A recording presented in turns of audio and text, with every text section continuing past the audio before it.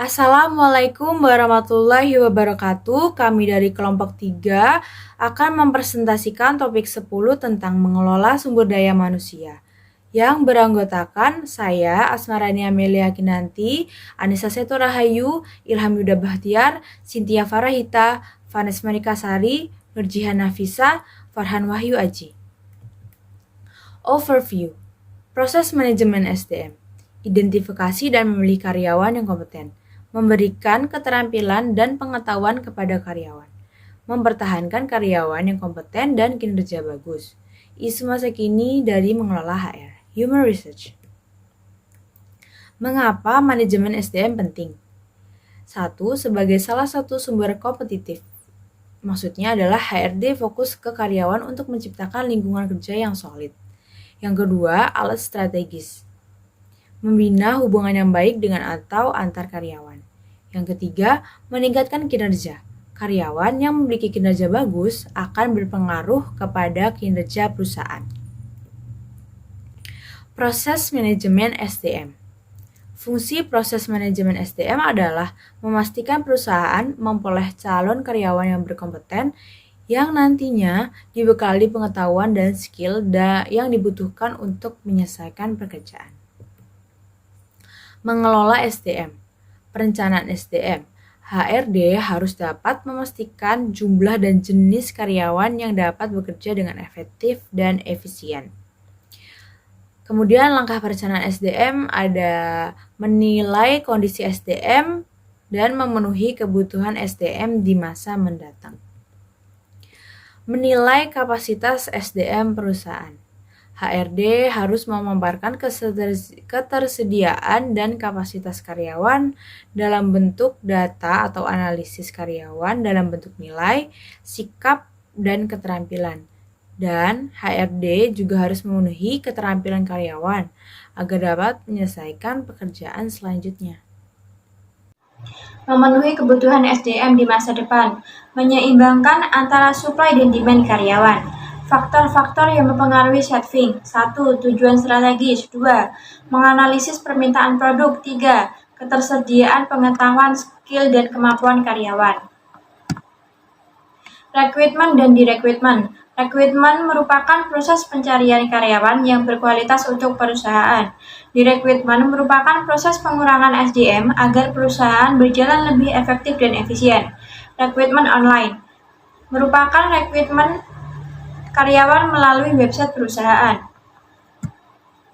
Seleksi karyawan, proses seleksi pencarian karyawan dari pelamar untuk mendapatkan kandidat yang berkompeten dan memiliki keunggulan dari pelamar lain. Beberapa contoh alat untuk melakukan seleksi seperti form aplikasi, tes tertulis, tes simulasi kerja, interview, investigasi latar belakang atau background, yang terakhir adalah tes kesehatan. Dalam menggunakan form aplikasi memiliki beberapa kelebihan seperti digunakan semua perusahaan atau lembaga, dapat berupa CV yang bisa diverifikasi atau dicocokkan, yang terakhir bisa digunakan untuk prediksi kinerja karyawan.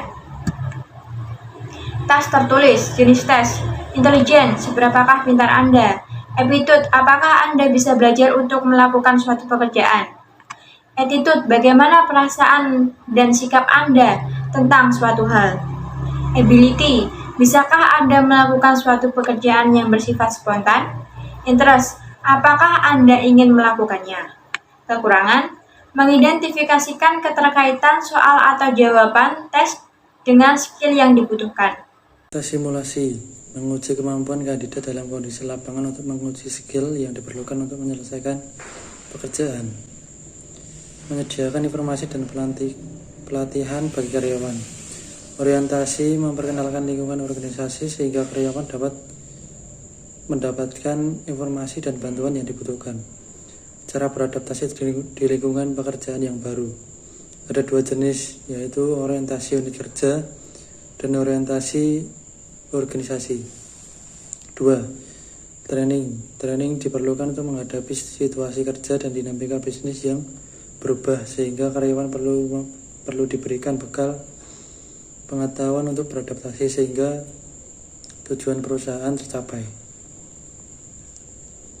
Jenis training, skill komunikasi, aplikasi programming, customer service, sales skill, technical skill, dan management skill. Spesifik, kreativitas, leadership, public speaking, etika, dan team building. Metode training tradisional, on the job training, job rotation, mentoring, manual atau buku kerja, classroom atau klasikal. Metode training teknologi, podcast, video conference, dan e-learning. Manajemen kerja karyawan,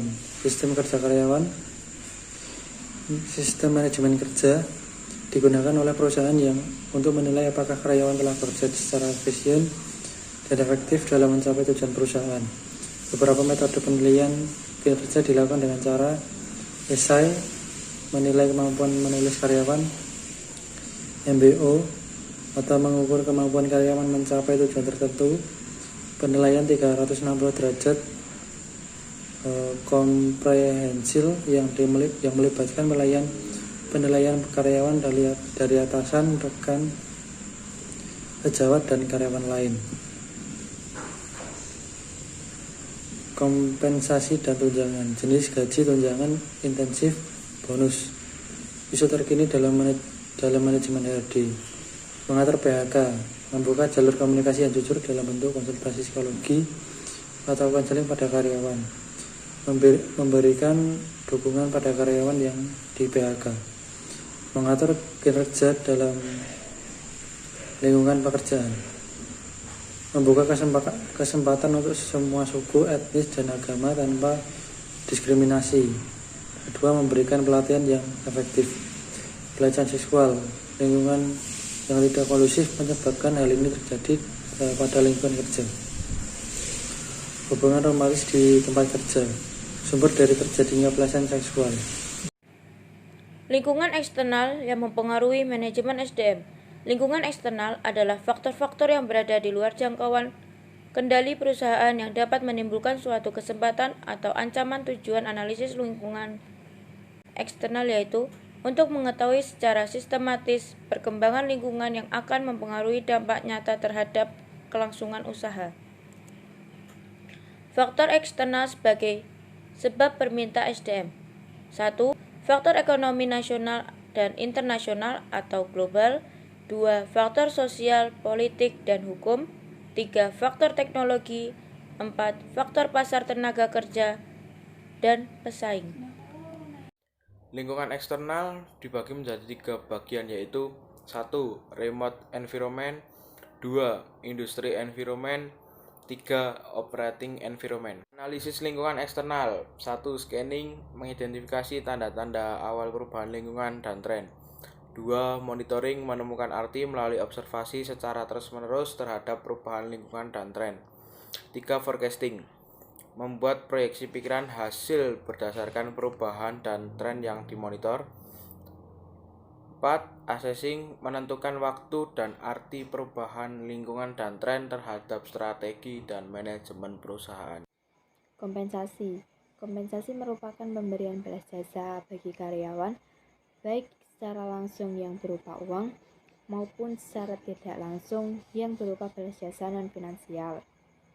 Tujuannya yaitu yang pertama, ikatan kerjasama, menciptakan ikatan kerjasama formal antara organisasi dengan pegawai, di mana pegawai harus mengerjakan tugasnya dengan baik, sedangkan pengusaha atau organisasi wajib membayarkan kompensasi sesuai dengan yang telah disepakati.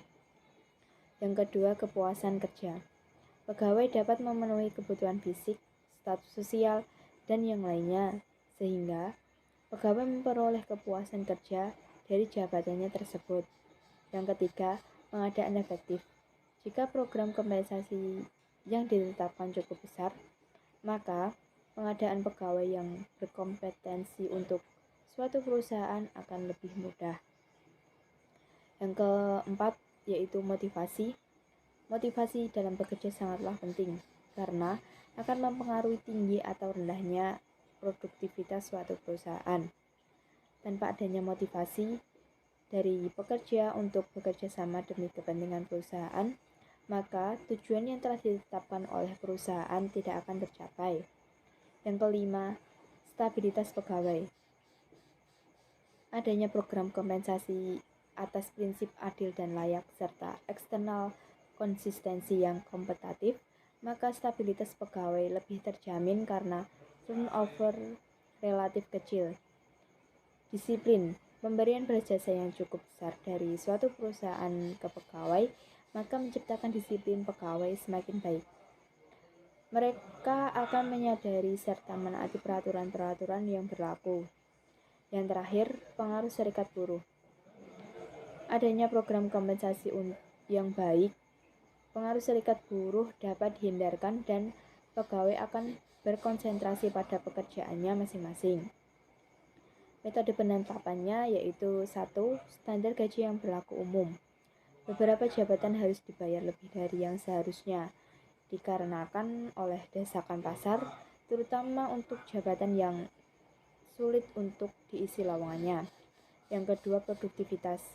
Perusahaan harus memperlaba agar tetap hidup, sehingga pegawai akan digaji sesuai dengan produktivitasnya masing-masing. Yang ketiga, kebijaksanaan. Beberapa perusahaan memiliki kebijaksanaan yang menyebabkan mereka harus mengadakan penyesuaian terhadap gaji yang telah ditetapkan. Yang keempat yaitu peraturan pemerintah.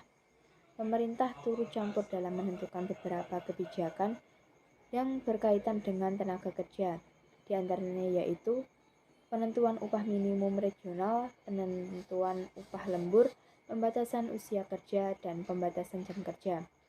Yang kelima, nilai yang sebanding dengan pembayaran yang sama.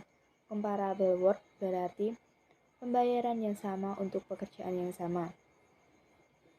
Jika pekerjaan yang dilakukan oleh karyawan tersebut lebih sulit daripada pekerjaan yang dilakukan oleh karyawan lainnya, maka sebanding dengan peningkatan kompensasi yang diperolehnya.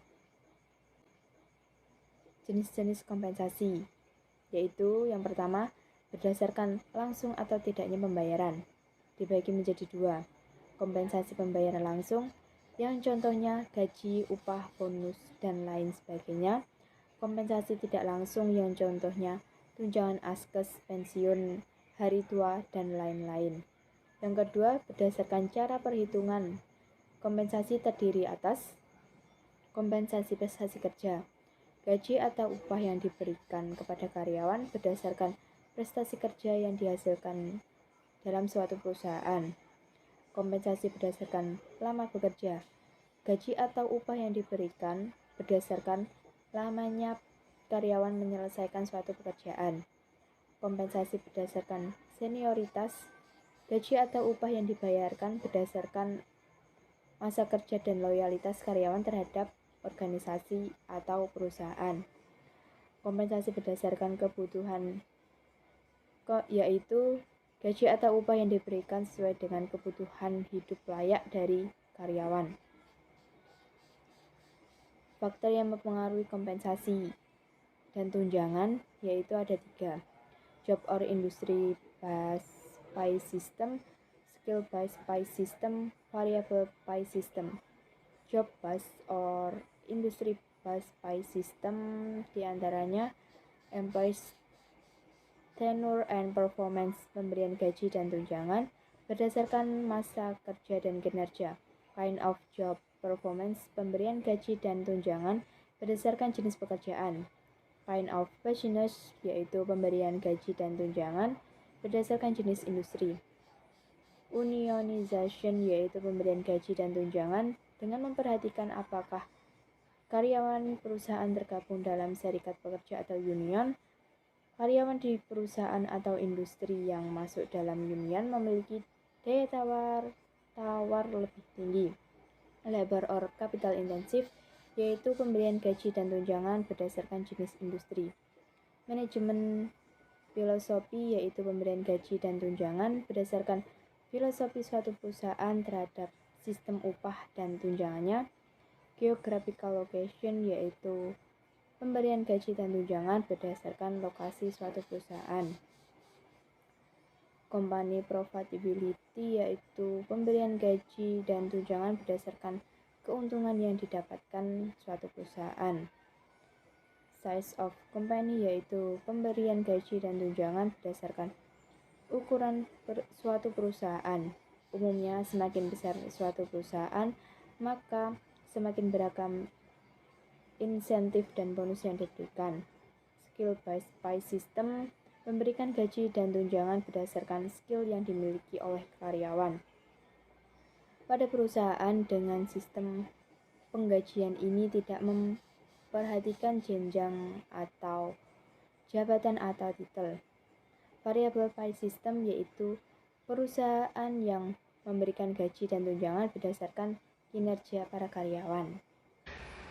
Jenis kompensasi menurut para ahli. Yang pertama, menurut Hartatik. A. Faktor pemerintah. Pemerintah menentukan standar gaji minimal, pajak penghasilan, penetapan bahan baku, dan ini sangat berpengaruh di perusahaan dalam memberikan kompensasi pegawai. Yang B. Penawaran bersama antara perusahaan dan pegawai. Terjadinya tawar-menawar perihal besarnya gaji yang diberikan perusahaan kepada pegawai. Biasanya terjadi di bidang tertentu yang sedang dibutuhkan perusahaan. Yang C. Standar biaya hidup pegawai. Disebabkan oleh kebutuhan dasar pegawai harus terpenuhi secara layak agar menciptakan rasa aman dan termotivasi bekerja supaya lebih baik dan dapat menciptakan goals perusahaan. Yang D. Ukuran perbandingan upah. Dipengaruhi oleh besar kecilnya perusahaan dalam melakukan kegiatan usaha pada tingkat pendidikan pegawai dan masa kerja pegawai di perusahaan. Yang E. Permintaan dan persediaan, yaitu kondisi pasar perlu dijadikan bahan pertimbangan untuk menentukan tingkat upah pegawai. Yang F. Ada kemampuan membayar.